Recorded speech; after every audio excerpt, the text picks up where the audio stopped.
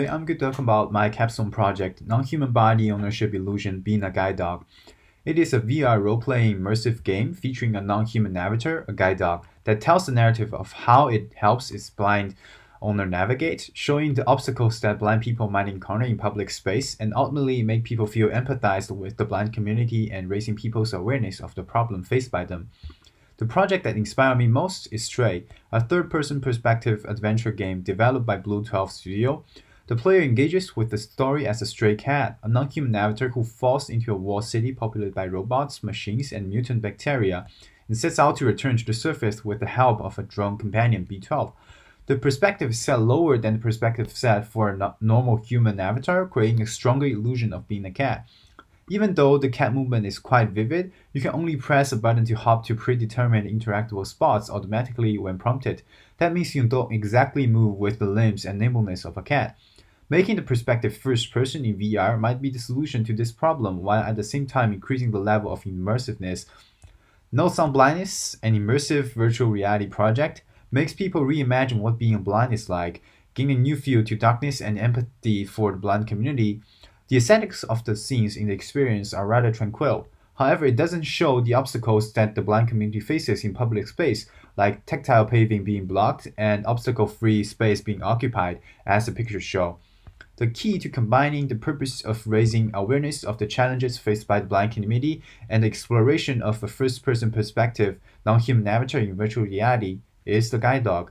In Stray, B12 accompanies the cat for most of the campaign, and the relationship that forms between them is a nice cornerstone for the plot as a whole. The relationship between them is quite similar to the relationship between guide dogs and blind people. They depend on each other and help each other, with the guide dog navigating for the blind people while blind people provide emotional and daily care for the guide dog.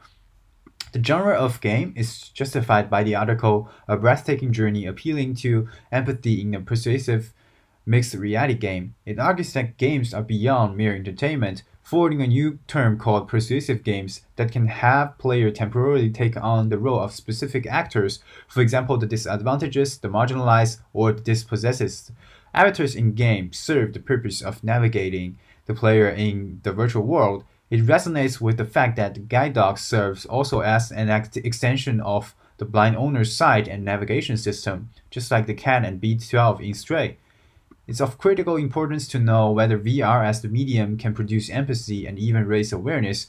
In five theses on virtual reality and sociality, understanding the implications of radically new experiences, Deborah argues against the claim that VR is an empty machine because of the loss of individual history and frames of reference of others. She admits that the advantages of VR over other media is the very particular sense of being here it can invoke.